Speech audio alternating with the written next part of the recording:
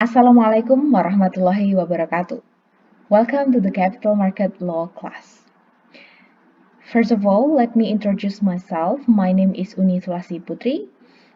People usually call me Uni.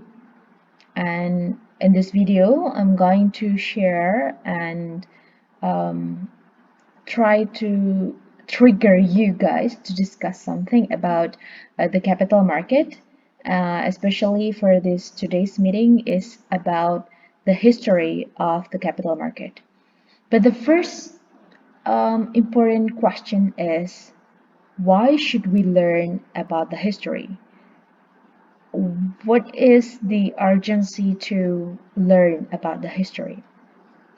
So from learning the history, we can know we can reflect, we can learn from the past, we can learn something which is not good enough to be conducted, and we can try to avoid something which is not good, and we can take an example from something in the past so that in the future people can be much more better in every way. So that's why I think this is important for you um, to believe that learning history, at least for today's video, is learning capital market history is something which is very important. Okay, now let's go to the slides. You can just open your slide or you can also watch this video. So the history of the capital market. There are so many references. Previously, I already told you several books, such as Irsan Nasaruddin and then Indra Hadian, and then there's also um, Nindyo Pramono and so many books. From from many references, you can know you can see the stages or the phases of the history of the capital market. At least people try to divide the phases, the stages into several stages. Sorry. Someone someone probably divide the history into 4 stages or probably 7 or so on, but the most important is that you know what actually happens in the past. So here I'm trying to divide based on Nasaruddin, based on Islam Nasaruddin books, that uh, the, the division of history is started from the beginning phase, and then the establishment of the market, and then the era in early independence day of Indonesia, and then in the resurrection, and then reactivation. It's supposed to be reactivation, yeah, and then deregulation, and lastly legal certainty era. So let's start from the first one, the beginning phase. The capital market activity was estimated started in around 80s, or probably in around 80s, 70s, which is at that time Indonesia was still colonized by the Netherlands. And at that time also, the object of transaction was the stocks or the bonds. You know, stocks or share. In Bahasa, you call it as saham, and then bond.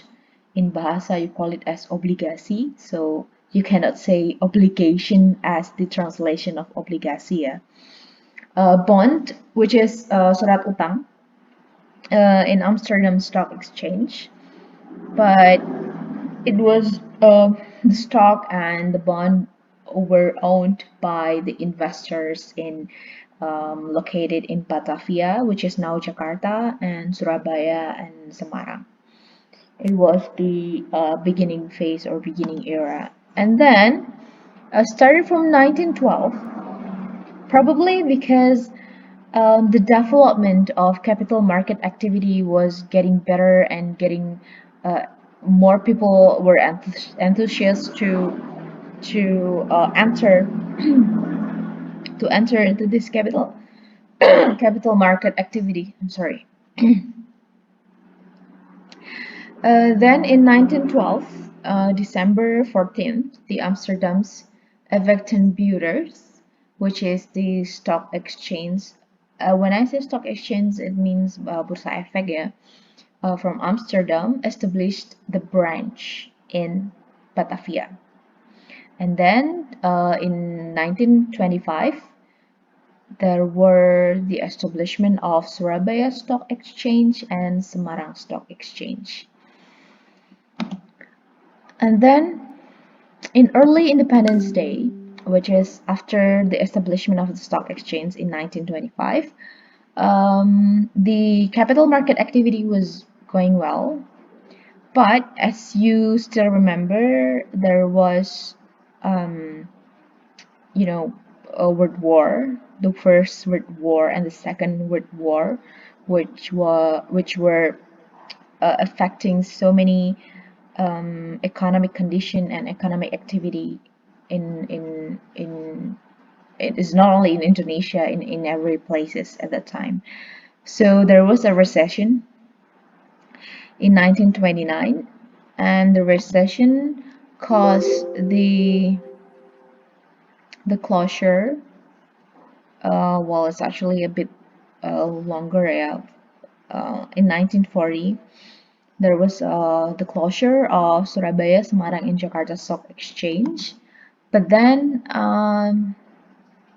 in December, Jakarta Stock Exchange was reactivated, but then closed again after after Japan entered Indonesian territory, which is in around 1942 something.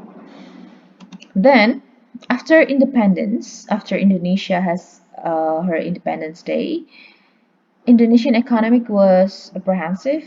Well, you can say it. Just like a baby was born. So at that time, Indonesia was just born. So probably our economic condition not that in a good condition.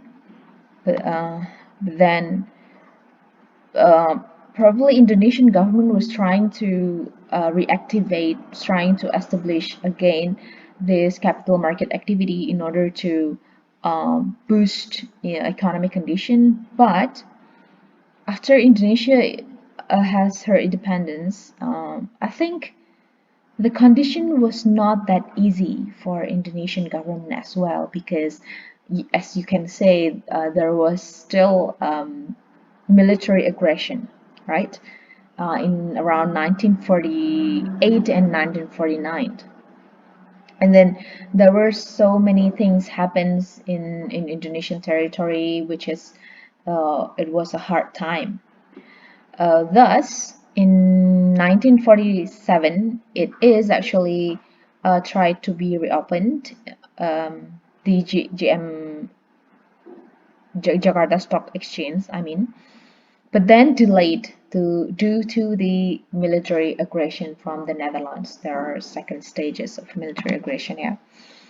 Then in November the 1st, in 1951, the market establishment was handled by the Money and Securities Union, which is in bahasa it's PPUE, Perserikatan eh, Persiap Penjualan Uang dan Efek-efek. Yeah, I guess. Uh, and then there was after that in 1952 there was the emergency law, which is then stipulated, which is then established as the law number 15 1952 concerning the stock exchange or securities exchange, which is in bahasa it's Bursa Efek. Then comes to the era of resurrection. Okay, well, I think it's still in bahasa, I'm sorry. In 1952, June the 3rd, Jakarta Stock Exchange was reopened officially, um, which is based on um, the law that I mentioned before, the law number 13, 1952, 15, sorry, law number 15, 1952. But in 1958, the stock exchange is getting lower. The activity is getting, getting down due to some obstacles, due to some condition. As you can say, a capital market purpose, the most important of the capital market purpose is to gaining gaining money, gaining capital, gaining money for capital. But then what is the most important? The most important is you have to find investor, right? How can you have this capital market if you have no buyer, if you have no investor to buy your capital? So that's why you need investor. But condition at the time in 1958 um, make it makes it made it difficult because some Netherlands people leaving Indonesia, and then there was a nationalization of Netherlands company, Dutch company, and BANAS. BANAS stands for uh, in bahasa it's Badan Nasionalisasi Perusahaan Belanda. This body was prohibiting for the stock exchange of the company, of the Dutch company, which is operated in Indonesian territory, including securities with the Dutch currency. So that is the condition at the time. It is very difficult. And some other factors like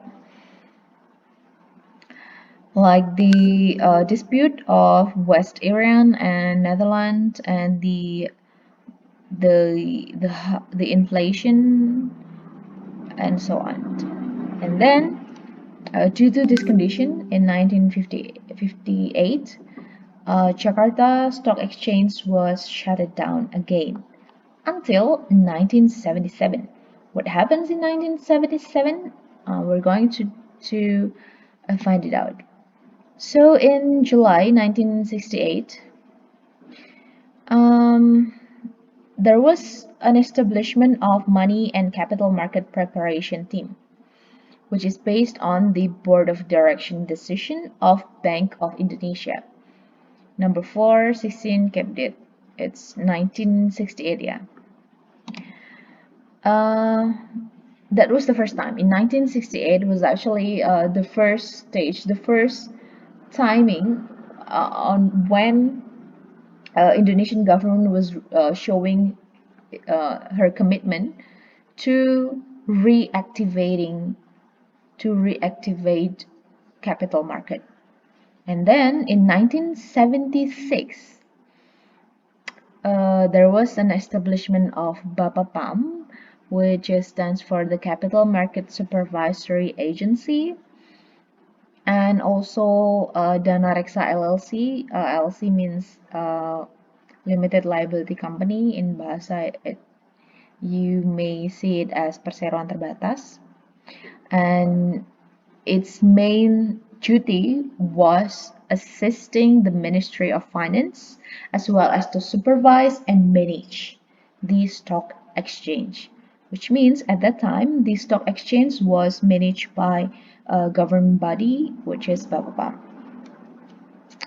Then, in 1977, as I previously mentioned on what happens in 1977, something happens was Suharto legalized capital market, which is BEJ, which is Jakarta Stock Exchange. But in practice, there were many obstacles. What are the obstacles? The obstacles were tends to like the difficulties in joining capital market activity, like difficulties for the investor side.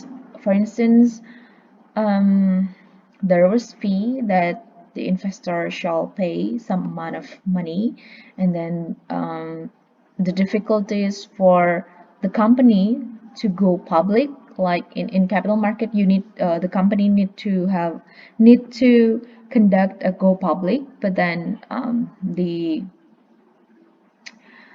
requirements to go public was not that supporting a capital market activity program, and then the prohibition for foreign investor to enter into Indonesian capital market. So those are some obstacles that happened during this era until 1987. Why 1987? No. We can see in 1987, started from 1987, especially in December, due to some obstacles that I mentioned before, like the difficulties for having capital market activity, the government issued packages of policies, like the December policy package in 1978, and then October policy package and December policy package in 1988. Those packages of policies was trying to deregulate some requirements, some regulation, um, which is not supporting and which become the obstacles for the capital market activity program. So that's why started from 1987, people call it as the deregulation era. And then in this time, the capital market was well developed. There was privatization of the stock exchange as well. Why do I say it as privatization? Because, as I mentioned previously, the one who managed the stock exchange was Bapepam. But now, started from 1989, it was there was Surabaya Stock Exchange, and then 1991 there was Indonesian Parallel Stock Exchange, and then 1992 Jakarta Stock Exchange LLC was established, which means LLC here means limited liability company, which is it calls as a privatization. And then 1995, there was consolidation of Parallel Stock Exchange and Surabaya Stock Exchange. So those are things happens in the deregulation era. And then the last is started from 1995. Some experts call it as the legal certainty era or stage. Why? Because in this era, in 1995, there was the establishment of the law number 8, 1995 concerning capital market, which is entered into force on January the 1st, 1966. As well as the government regulation, you can see. And now, for the first law, this law number 8, 1995, it's now in 2020, it's still applicable. And why it becomes the legal certainty? Because the rules, the capital market activity was regulated under this law. At that time, it was a very good development. But then, until now, there was also so many development of this capital market, such as the GATS. GATS was established in 1995 as well. It This GATS was uh, stands for Jakarta Automated Trading System, which means the system for trading the capital market started from 1995, was using technology, which is a new technology at the time, a new innovation. But then, oh yeah, IDX stands for Indonesian Stock Exchange, and IDX in 2007 Previously, I mentioned there was Jakarta Stock Exchange and Surabaya Stock Exchange, right? In 2007, those two stock exchanges were consolidated into one stock exchange, which is now called as Indonesia Stock Exchange, IDX. And then the development in, I believe it's in around 2011 or 2011 something. GATS NETGI, which is the Jakarta Automated Trading System, NETGI, they're using the more innovative technology for this capital market trading. And there's also the law number 21, year 2011, concerning financial authority services. In this FSA, rules law, you should try to read it by your own, because this is very important.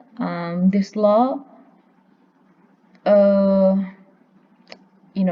previously I mentioned the supervisory agency was conducted by Papapam, right? But started from 2011, after this law established, the supervisory agency was transferred to financial uh, a Financial Services Authority, not FIAC. Yeah, I'm sorry, Financial Services Authority. So yeah, so those are several important things that we need to understand first about the capital market history, and then now for the development, perkembangan. For the development, yeah, we can also discuss about the Islamic Sharia capital market. What is actually makes Islamic capital market and the conventional one different? What is the difference between one another? And then the equity crowdfunding. What is equity crowdfunding? So in FSA regulation, OJK regulation, you will find a regulation concerning equity crowdfunding, which there you will read that this equity crowdfunding shall be the part of capital market activity. But what actually equity crowdfunding?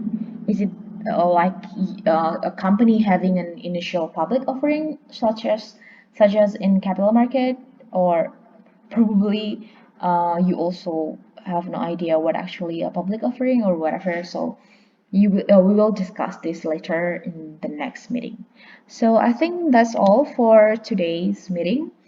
Thank you very much for your attention, and if you have further inquiries or further things to discuss, just please mention in the group. Thank you very much, and wassalamualaikum warahmatullahi wabarakatuh.